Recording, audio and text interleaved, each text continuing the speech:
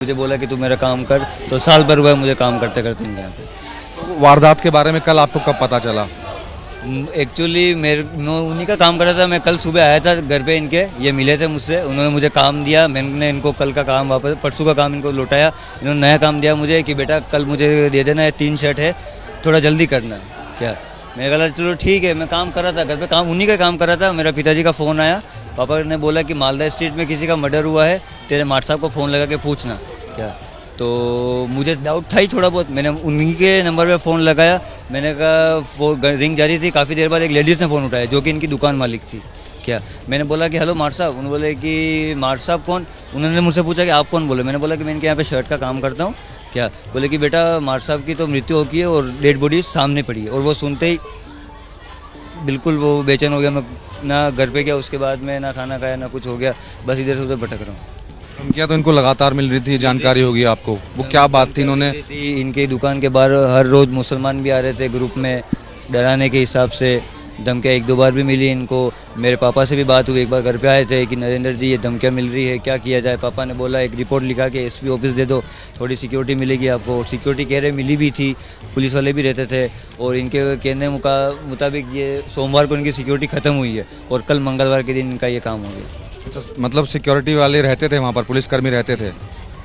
क्या मार साहब ने बोला सिक्योरिटी वाले रहते थे, 2 पुलिस वाले भी रहते थे। इस केस के चलते ही उन्होंने एक कैमरा भी लगवाया था इनकी दुकान में ही। आपने वीडियो में देखा होगा, श्रीनाथ जी की तस्वीर के पास में एक वाइट कलर का कैमरा लगा हुआ है क्या। इन्होंने इस चक्कर में लगवाया था कि कल को कोई हादसा ना हो जाए। अच्छा, यानी कि कैमरा रिसेंटली लगवाया गया था, पहले कैमरा नहीं लगा था। ये इनका जो नूपुर शर्मा वाला केस हुआ था क्या, तब उनको 2 दिन थाने में भी बैठा के रखा, उसके बाद इन्होंने कैमरा लगा दिया था। जब उनको लग गया कि हाँ भाई ये थोड़ा जान का खतरा है, इन्होंने कैमरा लगा दिया। यानी कि अगर पुलिस चाहती तो वो बच सकते थे? आराम से बच सकते थे, आराम से बच सकते थे। आज साथ में होते अपने। अब थोड़ी बहुत लापरवाही पुलिस वाले की है और थोड़ी बहुत अब देख लो किसकी साइड ले अपने। यूँ भी नहीं कह सकते बिल्कुल पुलिस वालों की। पुलिस वालों ने जितना हो सका उतना किया भी है। अब पुलिस वालों ने सिक्योरिटी भी दी है। ये कह रहे सोमवार को सिक्योरिटी इनकी ख़त्म हुई और मंगलवार को एक सीन हो गया। कहीं ना कहीं वो रैकी कर रहे थे, इंतजार कर रहे थे पुलिस के जाने का। आप वो वीडियो देखो ना, फर्स्ट वाली जो सोलो वीडियो बनेगी थी 17 तारीख जुम्मे को, ये कांड होने से पहले उनकी प्री प्लानिंग थी। और प्री प्लानिंग आप भी समझते हो, अगर किसी बंदे को ठान लिया है ख़त्म करना है तो किसी भी हद तक जा सकते बंदे। प्री प्लानिंग थी और प्री प्लानिंग के हिसाब से वो अपने काम में कामयाब भी हुए। अब उनकी एक छोटी सी अब गलती की वजह से, अब ये देख लो, उनकी भी गलती नहीं थी। उनके घर पे कोई गेस्ट आया हुआ था, छोटा बच्चा था उनका, फ़ोन से खेलते ही आज के बच्चे, तो उन्होंने लेके शेयर कर दी। अब इस बात पे शेयर करने की बात पे एक बात बोलता हूँ मैं, अगर अपन कुछ चीज़ शेयर करते तो अपन एक कैप्शन लिखते आज के ट्रेंड के हिसाब से कि आई सपोर्ट हिम, कि हाँ भाई ये बात सही है। आज के हिसाब से कोई कैप्शन नहीं था। उस बच्चे की छोटी सी गलती की वजह से इनको जान का वो हो गया। कैसे आदमी थे कन्हैया लाल? मतलब आपसे तो रोज़ बात होती थी, रोज़ मुलाकात होती थी। वो बंदा ऐसा था ना, मतलब किसी दुश्मनी में कोई बंदा उनको थप्पड़ भी मार देता था ना, वो सॉरी बोल के निकल जाने वाले थे। मतलब दिल बड़ा था उनका। साल भर से इतना अटैचमेंट हो गया था हमारा। मेरे को मतलब एक इनके 2 बेटे, उनसे उनके बराबर मानते थे मेरे को। 2 बेटों के थे, वो बोलते कि तू मेरा बेटा जैसे ही है, काम किया कर। आज दिन तक ना कभी पैसे में कभी भी बाहर जाता था। अभी मैं रिसेंटली सलूम्बर था, छुट्टियां मनाने गया था। उनका फ़ोन आया कि बेटा काम ज़्यादा है, तू कब आ रहा है, कि मेरे को थोड़ा टाइम लगेगा। उन्होंने बुलाया मुझे, सोमवार को आता था। और सोमवार को आते ही घर से पहले घर नहीं गया, सबसे पहले इनके घर पे आया, इनसे काम लिया मैंने। जबकि दुकान चले गए थे, इनका छोटा लड़का था यश, तरुण था, तो उन्होंने बोला कि पापा आपके लिए काम छोड़ के गए। उनसे काम लिया, घर गया मैं। फिर जिस दिन ये वारदात हुई, कल के दिन मैं काम देने आया, वापस नया काम लेने आया। सुबह आपकी पहले मुलाकात हुई है? हाँ, सुबह मैं मिलता हूँ उनसे फिक्स है। फ़ोन करते हैं मुझे कि आजा, सुबह मिलता हूँ। और जबकि कल लेट हो गए थे, बाकी 9 साढ़े 9 बजे दुकान चले गए थे। मैं थोड़ा काम में डिले हो गया था, मेरे घर पे भी गेस्ट आए थे, 10 साढ़े 10 बज गई थी हमको। और जबकि इनको मैंने बोला भी था कि मेरे घर से होकर निकलना क्या, तो ये बोले कि तू घर पे ही आ जा। फिर घर पे गया। अगर ऐसा कुछ पता होता तो अपन भाई रोक लेते उनको। अब क्या कर सकते इस चीज़ का।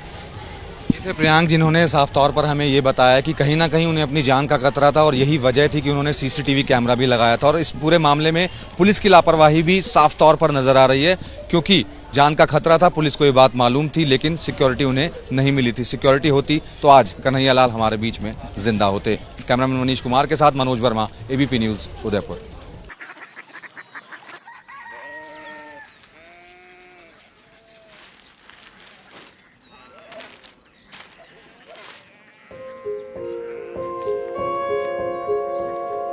बाबा बाबा कोरिया सिटी जानी ना।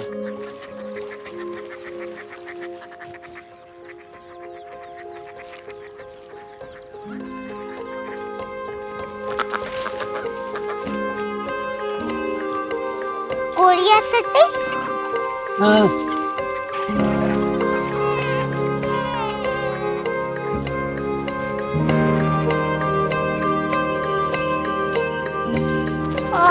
कोरिया सिटी कहाँ पे है? शहर अंग्रेजी लगे हैं।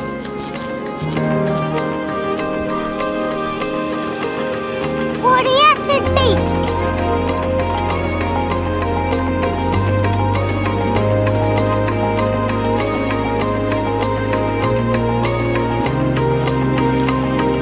वो बहुत दूर है।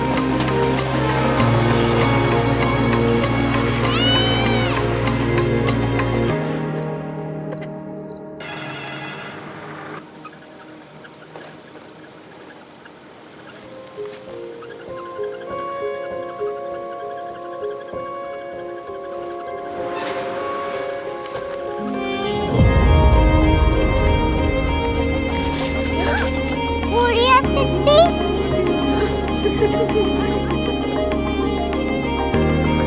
दुनिया को बोलना नहीं, कुछ लोग बड़े होते हैं। कोरिया सिटी कहाँ है? प्रोफेसर साहब को पता होगा। हो, ये छोटा वाला ग्लोब लगता है और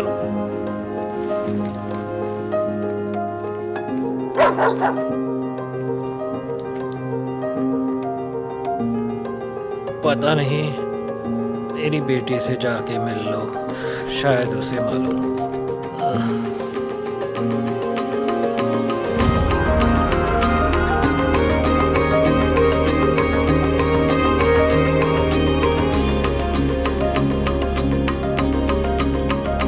हाय,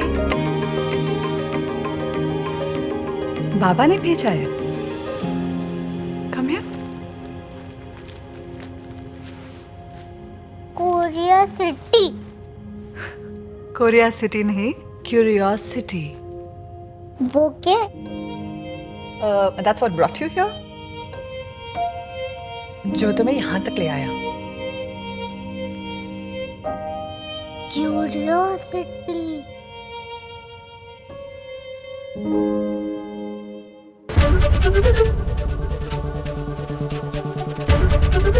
एबीपी न्यूज आपको रखे आगे।